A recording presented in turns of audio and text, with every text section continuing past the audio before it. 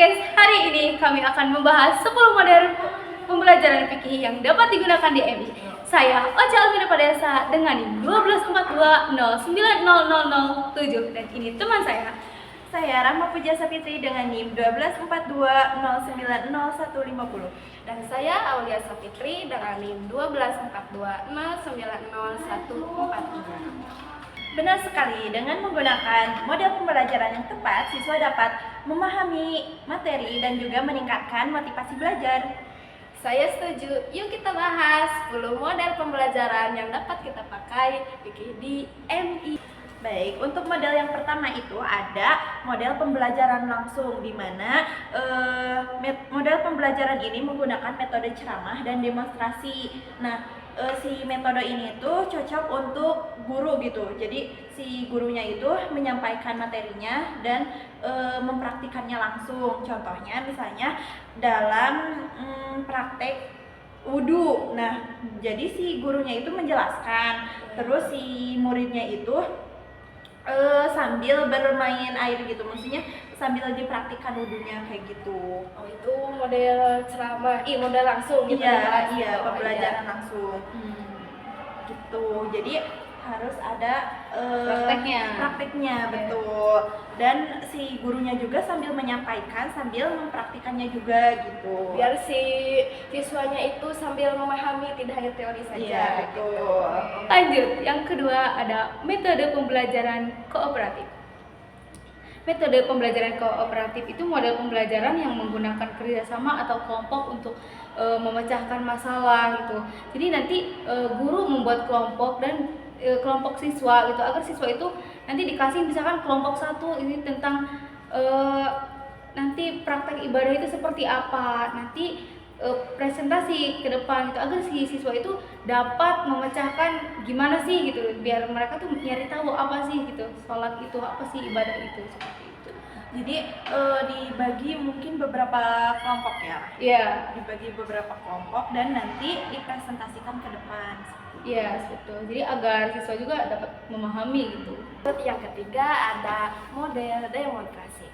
Model demonstrasi itu jadi si guru itu langsung mempraktekkan, memperagakan gitu ya di depan kelas, agar si siswa itu memahami gitu ya, sambil diberikan penjelasan lisannya, tidak hanya mempraktekkan saja, tidak hanya diam saja gurunya juga ya, tapi diberikan penjelasan lisannya seperti tata cara wudhu tadi kan ada di pembelajaran langsung ya tadi.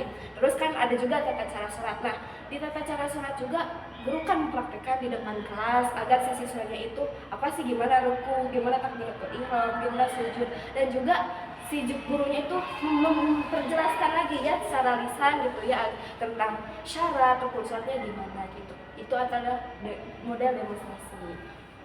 Jadi demonstrasi itu secara tidak langsung sama dengan metode Yang langsung tadi yang pertama.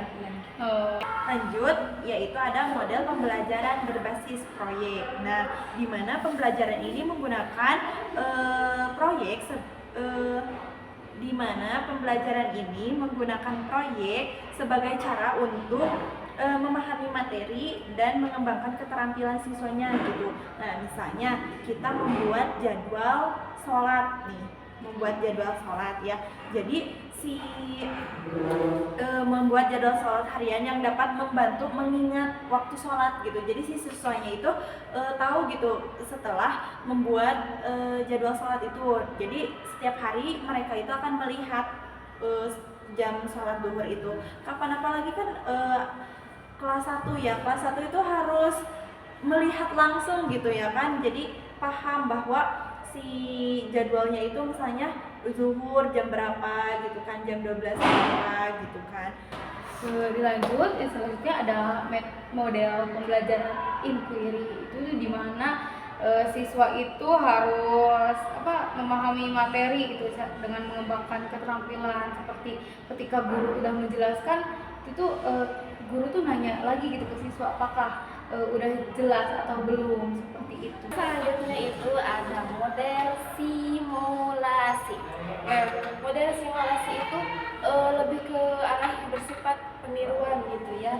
Jadi siswa itu mempraktikkan langsung mensimulasikan langsung gitu ya. Contohnya seperti mensimulasikan sholat berjamaah. Kan sholat berjamaah itu ada terdiri dari imam dan juga makmum gitu ya. Nah terus siswa itu mensimulasikan secara langsung di kelas, dalam kelas itu bagaimana sih jadi imam itu gimana, jadi makmum itu gimana itu. Contohnya dari model simulasi.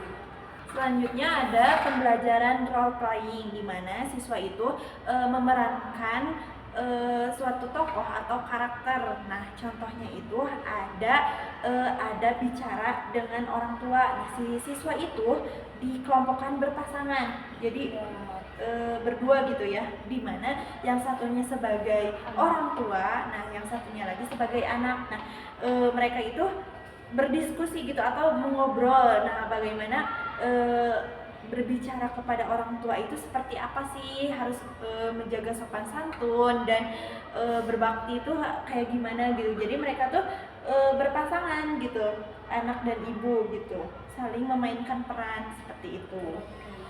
Iya, itu adalah metode pembelajaran role playing. Itu ya mah cara bermain gitu Nah, ya. iya, bermain. Lanjut, yang selanjutnya ada model pembelajaran studi kasus gitu, di mana siswa itu dapat memecahkan masalah. Jadi nanti guru tuh nanya ada yang mau bercerita gak atau ada kasus apa, nanti siapa yang bisa jawab gitu, nanti ditambahin lagi sama gurunya gitu, jelaskan ulang gitu. Diluruskan lagi ya. Iya, karena kan ya takut gimana ya anak-anak. Masih harus dengan konkret ya, anak-anak SD mah belum bersifat abstrak gitu. Iya. Selanjutnya itu ada model pembelajaran berbasis teknologi. Seiring dengan berkembangnya zaman ya, udah pada tahu kan kalian juga sekarang itu lebih banyak menggunakan dengan teknologi gitu ya. Jadi ya salah satunya kita bisa menggunakan teknologi pembelajaran PKDMI. Contohnya misalkan kita ini materi yang akan kita pelajari wudhu, toharoh gitu ya, kan toharoh itu ada wudhu, ada mandi gitu ya. Wudhu itu jadi si guru itu bisa menampilkan misalkan dengan proyektor atau dengan apa gitu yang tersedia di sekolah gitu, menampilkan video animasi seorang anak atau apa gitu ya, biar si menarik perhatian siswa gitu ya.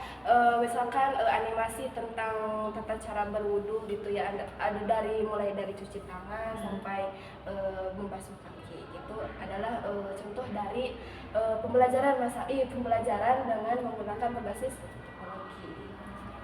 Jadi siswanya itu menonton gitu ya. Iya, menggunakan audio visual gitu ya. Gitu. Oke, yang selanjutnya ada model pembelajaran aktif gitu. Jadi di mana gitu siswa itu dapat berpikir kritis. Nanti guru setelah guru menjelaskan materi itu, guru tuh membuat pertanyaan yang yang sederhana saja ya, kayak rukun wudhu ada berapa.